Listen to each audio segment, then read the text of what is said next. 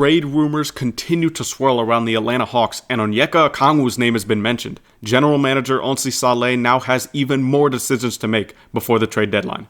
Welcome back to Hawks Digest. My name is Michael Kobrinsky, and as we head into today's video, I want to encourage everybody to subscribe to Hawks Digest because all of this content right now is coming in hot. Trade updates. The Hawks are the talk of the NBA world right now with their interest in Anthony Davis. They traded Trae Young last week, and now a new report surfaced around Onyeka Okongwu that could mean even bigger changes for this franchise. But before we get to the report, we've got to get to this.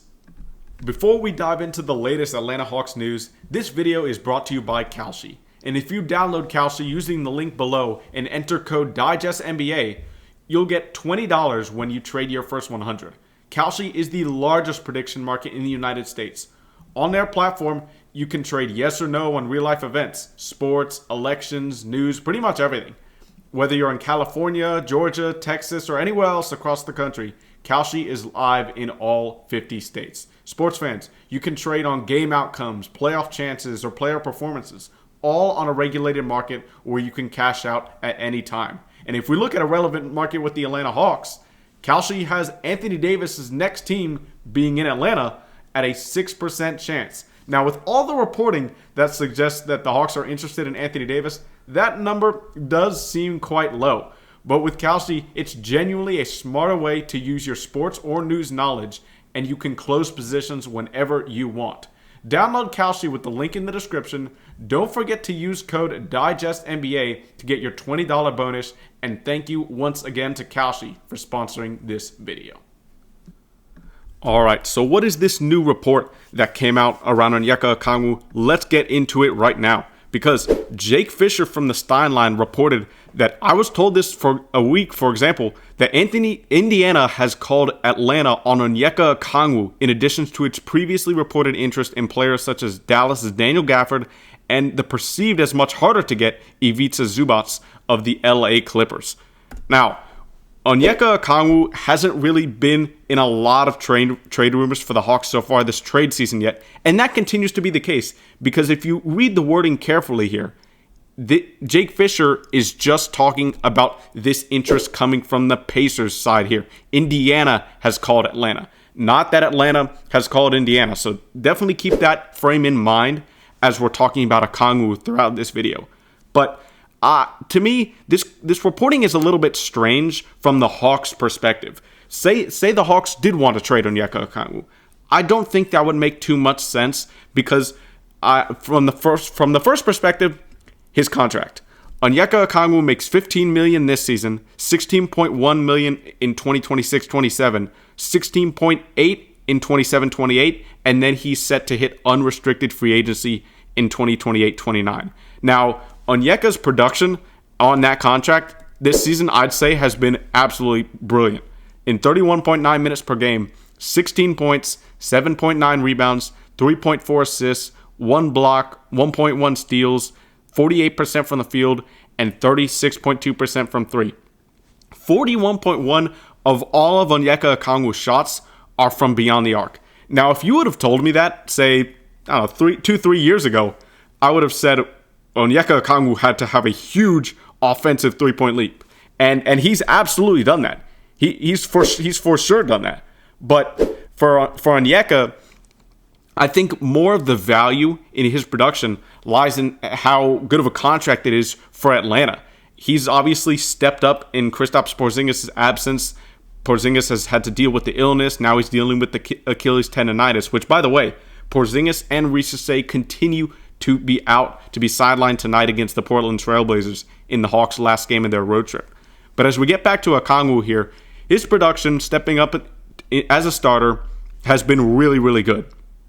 And with the Hawks' situation being so thin at the center position, I don't think it would be a wise decision to trade Onyeka Okongwu in this instance. Now, I'm not saying that Okongwu is the franchise center. He is absolutely irreplaceable as a starter.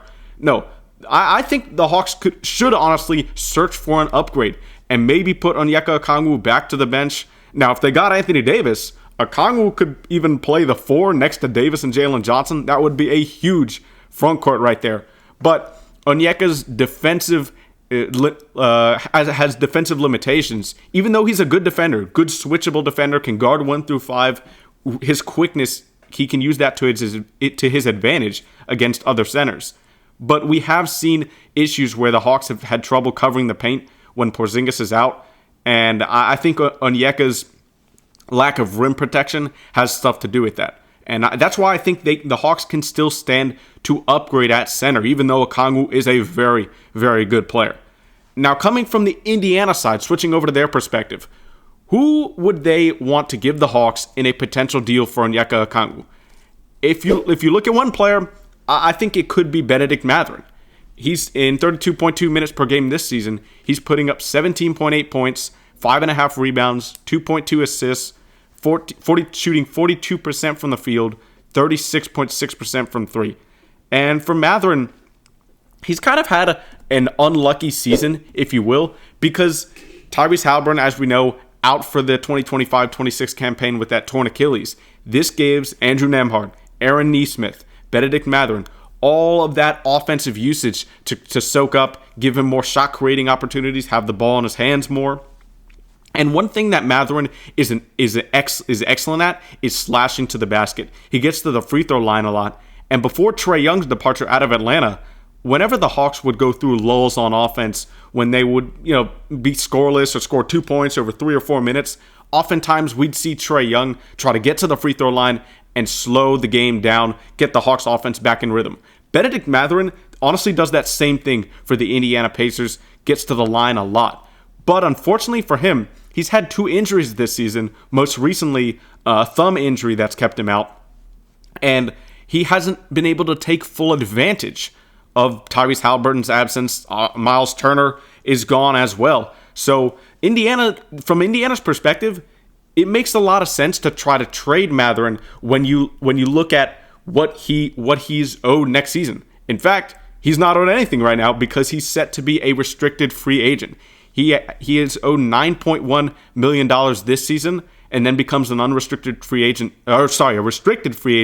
this summer.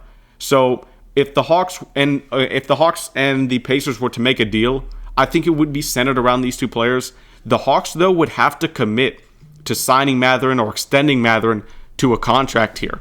And so far, the Hawks general manager, Onsi Saleh, has valued the flexibility, valued the optionality, his favorite word right there, this summer with CJ McCollum, Luke Kennard, and Kristaps Porzingis' contract over $70 million coming off the books. And trading Onyeka Okongwu for a guy who's, yes, coming off the books, but there's a chance that he doesn't re-sign here after next season, I don't think that's a smart move. So I don't think the Hawks would do an Okongwu for Mathurin, just straight up swap. That does not make too much sense for me at all. Now, would the Pacers be willing to throw in some draft capital? I think the Hawks would definitely ask for it in this sense because I think they have the leverage in this situation. Say the talks centered around both Okongwu and Mathurin. The Pacers are in bad need of a franchise center. Miles Turner signed with the Bucks before this season. They're throwing out Jay Huff, Isaiah Jackson, Tony Bradley. Micah Potter has started games at center for them on a 10-day contract. They need a center for next season when Tyrese Haliburton is back healthy. Pascal Siakam has obviously been great for them. So they really need another center to build their team. And I think they think Onyeka Okongwu could be that guy. But from the Hawks' perspective, Bennedict Mathurin probably doesn't help them too much. If they acquire him, he probably comes off the bench. I don't think they would bench Zaccharie Risacher. The optics of that benching a number 1 pick doesn't really seem too great.